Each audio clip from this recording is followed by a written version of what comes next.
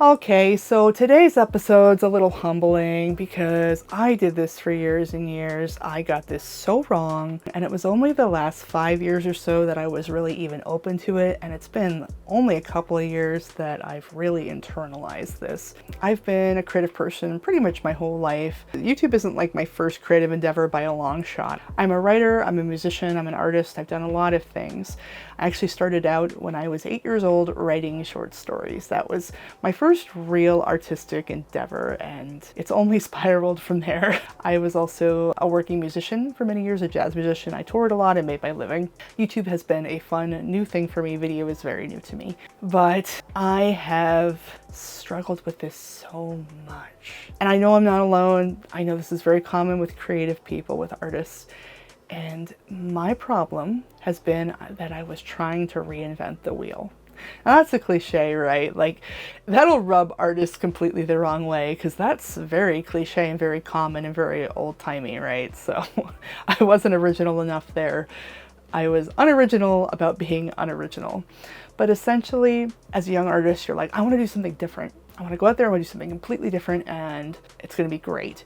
And I think there's nothing wrong with that, with wanting to leave your own original mark, your stamp, your creativity on the world. Lord knows the world needs it. But there are a few problems and a few things that creatives often get wrong about this. And this is something that YouTubers get wrong, other content creators, everybody gets this wrong. It's twofold here. One is that they don't know what's already been done. It's hard to be original if you don't know what's already been done. They go in creating before they've really read, experienced art, listened to art, viewed videos. They don't know the context. So there's this great post on Threads, and I want to show you guys. It's by Jen Lions and Tigers, and I will link to their threads below, but here it is. I remember once in an art class, a teacher was stressing the importance of art history. A student raised her hand and said, "I didn't need any of that. My work is going to be completely original." To which the teacher said, "No, it'll be the opposite, and you'll have no idea why." And that says it all, right? It's really hard to break from the norm, from what has been done, if you don't first know what it is. So I think there's this process when you're starting a new endeavor where you really need to, if you're a writer, read. If you're a musician, listen. If you're an artist, study art history.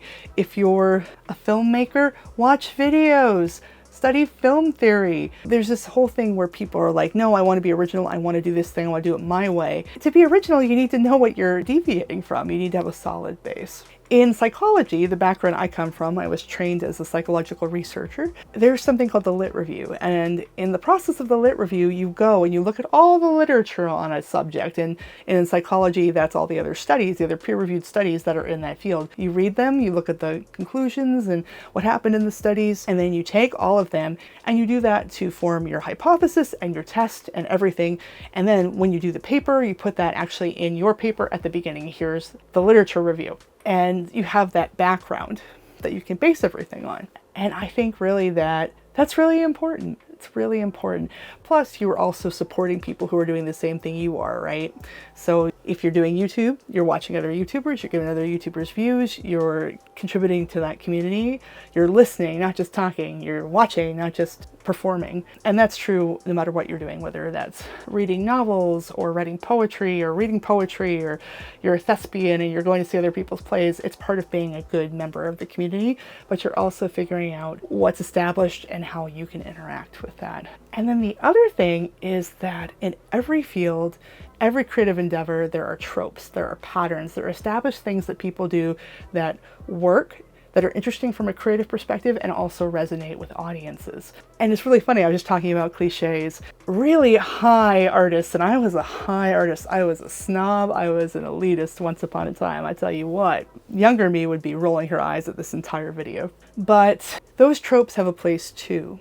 They're tried and tested ways of connecting with viewers, with your audience. And people like these things for a reason. These are satisfying bits and pieces.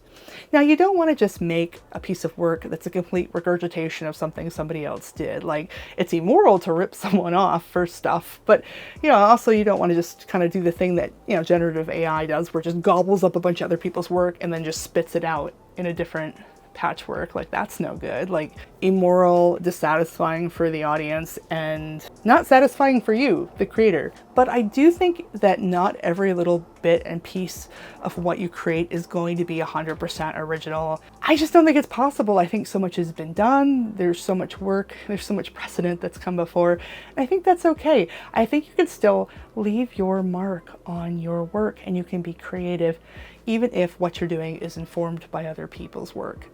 And actually, I think because of it, because you know what has come before you, you're more likely to be original. You're not, you know, like I said, like that art history quote, you're not going to be doomed to repeat other people's work without realizing that you're doing it either. So I got that 100% wrong, and a lot of young artists do. You don't need to be 100% original. In fact, you probably can't be 100% original. It's all been done, as they say. You should definitely know your history, what has come before you, but you can leave your mark in a way that's really satisfying. Anyway, it's been great talking to you as always. Thanks for watching, and I'll see you in the next video.